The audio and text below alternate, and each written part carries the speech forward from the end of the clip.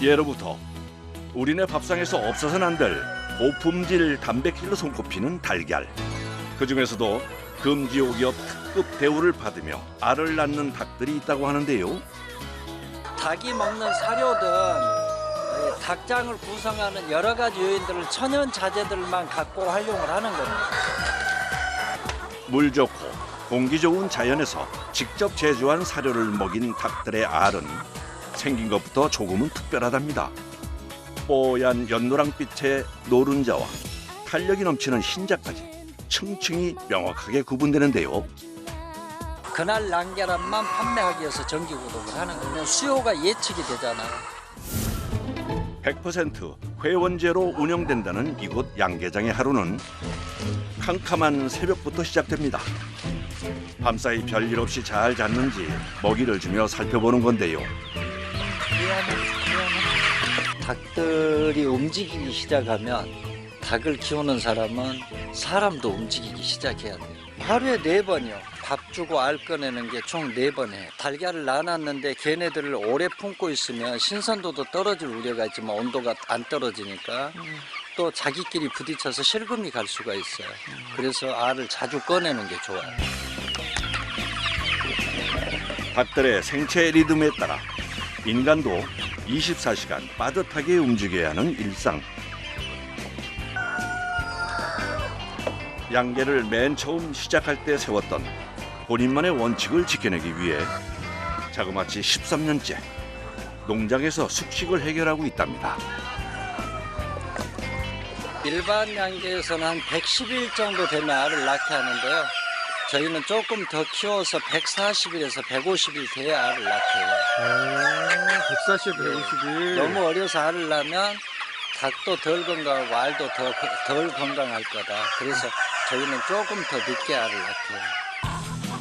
4,800마리 닭들의 건강을 살펴가며 산란 양도 조절하고 있다는데요. 미안. 닭들을 향한 주인장의 지극정성은 여기서 끝이 아닙니다. 날마다 달걀을 수거하면서 현장에서 직접 생달걀의 맛을 보기도 한답니다. 그런데 의례적으로 하는 확인이 아니라 입안에서 한참을 굴려가며 소믈리에처럼 달걀 맛을 음미하는데요. 달걀을 먹어보고 그러면 뭐를 좀 더 줘야 될 건지, 특히 풀을 좀 더 줘야 될 건지 그 판단들을 또 해내는 거고요. 분주한 새벽이 지나고 다시 돌아온 두 번째 달걀 수거 시간. 산란장을 여는 안주인의 손길이 꽤나 조심스러워 보입니다. 노크는 왜 해주시는 거예요? 아니 닭이 있을 때는 확 열면 놀래요. 놀래가지고 지네들끼리 놀래면 결안이 깨지기도 하고 그래서 그 시각 아버지 일을 배우고 있는 막내 아들도 두 팔을 걷고 나섰습니다. 저 밑에도 또 하나 있네. 아, 저기. 이런 식으로 저희가 모르는 사이에 이런 데다가 나눠놓을 수도 있어요. 아, 숨어 있었는데. 네, 찾아가야 돼요. 잘 봐야겠네요. 그럼 이게 보물찾기예요, 보물찾기. 이게 닭장 냄새가 한 개도 안 나는데요? 그렇죠. 이게 닭들은 냄새나는 동물이라고 생각하는데 애들이 뭘 먹냐에 따라서 그리고 환경이 어떻게 되냐에 따라서 냄새가 안 나고 이렇게 정해져요. 이곳에선 흙목욕을 좋아하는 닭들을 위해 미생물 층을 두툼하게 깔아주는데요. 볏짚과 왕겨가 함께 발효되는 과정에서 자연스럽게 냄새가 사라진답니다. 잠시 후 농장 한편에서 또다시 분주하게 작업을 이어가는 주인장. 이번엔 망치를 가지고 뭔가 열심히 깨부수고 있는데요. 과연 무슨 작업인지 궁금해지는군요. 깻묵을 깨고 있는 거예요. 깻묵이요? 사료를 공장식 사료를 사다가 먹이면 거기에 60%의 옥수수가 들어가요. 그 옥수수를 먹이지 않기 위해서 저희들이 사료를 만들어서 먹이는 거고요. 그래서 수입 공유를 잃지 않 쓰는 거예요. 대신 필요한 재료들은 직접 정미소에서 도정해온 것들만 사용하는데요.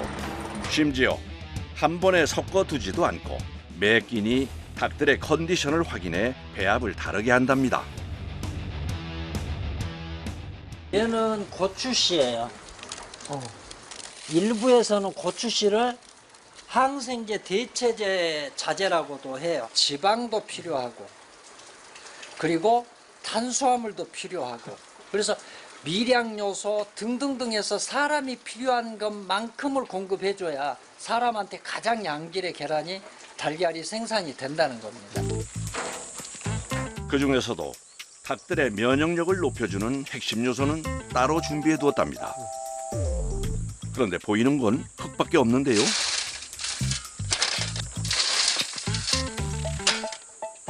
토착 미생물로 호기 발효를 시킨 닭한테 먹이는 황토흙입니다.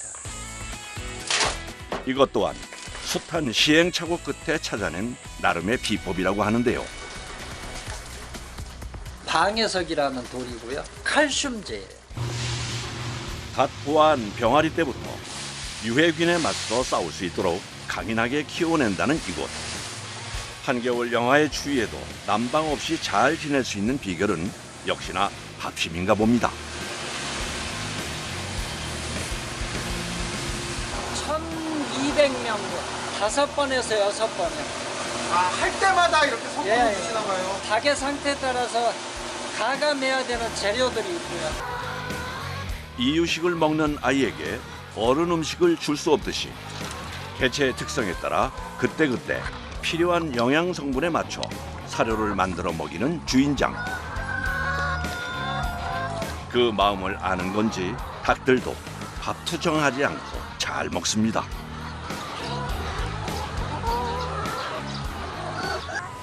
하지만 돌아서면 다음 끼니가 걱정인 엄마의 마음처럼 양계장 주인장 역시 쉴 틈이 없습니다. 바로 1년 365일 닭들에게 먹일 채소까지 농사를 지어야 하기 때문이죠. 사람 먹을 풀은 마트에서 사 먹어도 닭들에게 먹일 풀만큼은 사시사철 제 손으로 직접 길러낸 것들이어야만 안심하고 먹일 수 있을 것 같답니다. 닭한테 먹여야 될 것을 사람이 욕심을 내지 마라가 제 철칙이에요. 그래서 얘를 집사람이 뜯어가면 집사람하고 부부싸움을 해요. 나는 닭을 줘야 되잖아.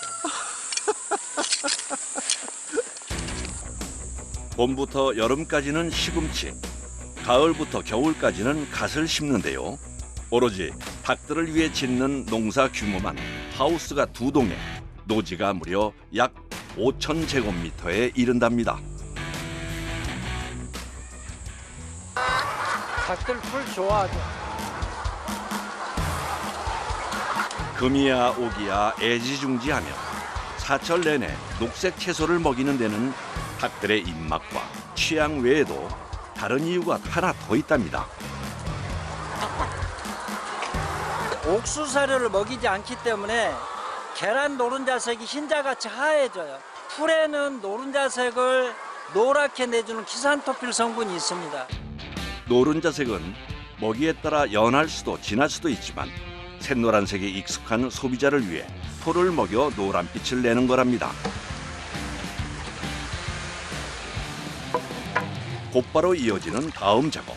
이번엔 또 뭘까요? 홍삼 액기스예요. 일주일에 한 2번 정도 닭한테 먹여요. 그야말로 호사를 노리는 닭들입니다. 마시는 물 하나도 예사롭지가 않은데요. 홍삼 진액에 솔잎 효소와 미생물까지 섞어 하룻밤 잘 발효시킨 뒤 닭들에게 준답니다. 홍삼의 기능은 사람한테 하는 기능하고 똑같아요. 면역력 강화. 이렇게 거품이 풍성하게 일어나면 발효가 잘 됐다는 신호라는데요. 어려서부터 홍삼물을 마시고 자라선지 녀석들 하나같이 털에 윤기가 흐릅니다.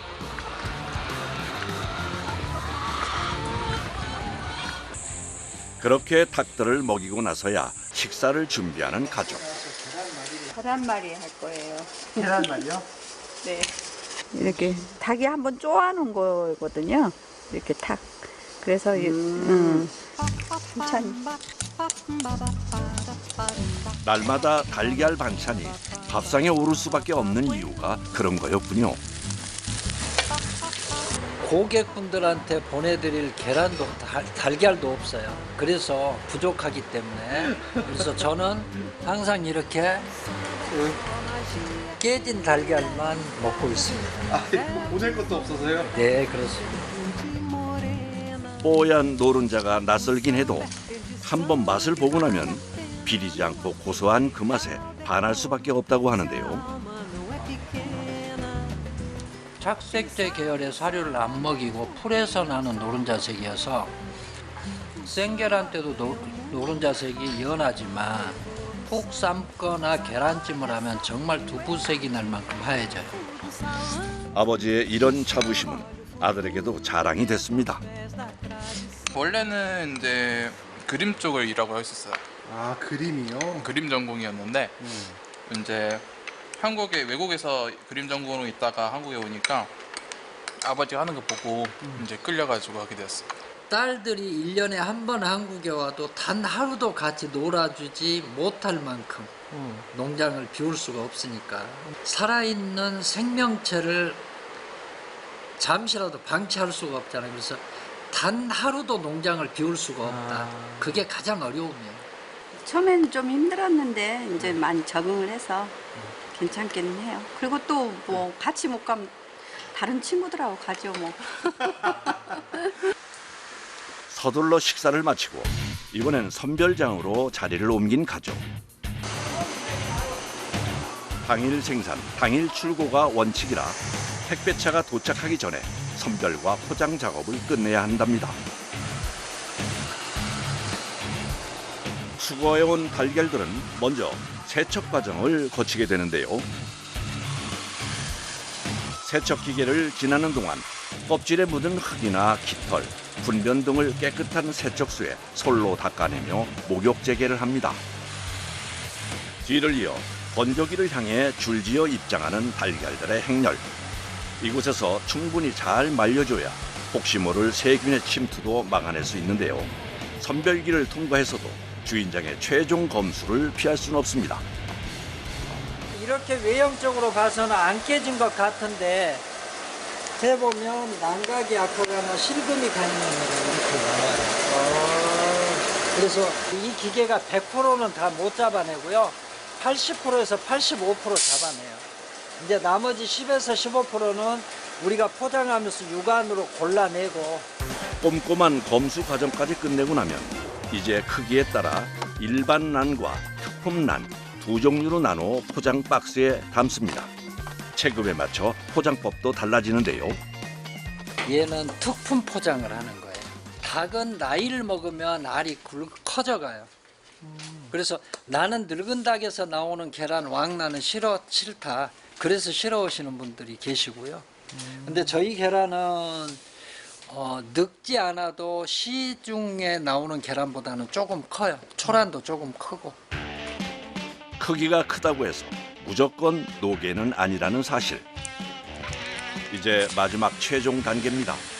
완충제 포장으로 공기까지 빵빵하게 채워 넣으면 이제 전국 각지로 보낼 준비가 모두 마무리됐는데요. 택배 발송을 끝내고 나니 어느새 깜깜한 밤이 됐습니다. 하지만 주인장의 업무는 아직도 끝나지 않은 상황. 낮 시간에 들어온 각종 문의와 주문을 처리해야 하는데요. 문자 들어오는 게 200에서 250건. 한 달에 최고 많이 드시는 분이 한 달에 320알 드시는데 이게 최고 많이 드세요. 80알을 매주 보내는 집. 근데 적게 드시는 집은 한 달에 20알. 말 그대로 할 일이 태산입니다. 죄송합니다. 이분들이 지금 8월 달까지 신청하셔서 아직 못 받으신 분들이에요. 그래서 이분들을 새로 진입을 시키려면 또 이분들을 전산에 입력을 해 넣어야 되죠. 600~700명 정도가 아직 발송 대기 중에 있는 거예요. 그럼 한 8,000에서 9,000분 정도 되실 겁니다. 최소한 2~3달은 기다려야 겨우 맛을 볼 수 있다는 얘긴데요. 그러니까 닭을 더 많이 키우셔야 되는 거 아니에요? 닭을 더 많이 키우면 제가 키우겠다고 했던 원칙이 무너져요. 예를 들어서 네. 저는 닭한테 정말 성실하게 풀을 주는 닭을 키우겠다고 했잖아요. 근데 풀을 무한정 몇만 마리한테 줄 수가 없어요. 더더군다나 그 닭을 친절하게 관리할 사람이 없어요. 어김없이 밝아온 양계장의 하루. 오늘은 멀리서부터 특별한 가족이 찾아왔는데요. 농장의 정기 구독 고객들 중에서도 가장 오래된 단골분들이랍니다. 선생님. 아니 근데 세월이 가도 더 젊어졌어. 어떡해. 뚱뚱해졌죠? 젊어졌어. 모두 많이 키우시고. 닭 먹일 놈 시금치. 굉장히 오랫동안 선생님 계란을 먹었고요. 10년? 지금 12년 됐어. 12년 됐대네요. 12년이요? 네. 보통 이렇게 케이지에 가둬서 닭을 키우는데 여기서는 그 닭들이 뭐 흙이랑 같이 놀고 이렇게 자연스럽게 키우시는 닭들. 오래간만에 오셨으니까 계란 하나 드시고 가세요. 네. 소비자와 생산자의 관계를 넘어 오랜 시간 지속적인 교류를 이어온 가족. 그동안 주고받은 신뢰를 바탕으로 누구보다 든든한 지원군이 되셨답니다. 동물에게도 행복한 이런 농장을 오래 꾸려 나가시기는 굉장히 힘든 일인데 이걸 계속하고 있는 농부들에 대한 응원이랄까요? 이렇게 오래 사랑해 주시는 농장을 사랑해 주시는 구독자분들 때문에 저희들이 꾸준하게 이 농사를 할 수가 있고요. 풀과 흙을 중시하는 그런 닭을 키워내면 관계가 오래 지속되지 않을까 그렇게 생각합니다. 화이팅!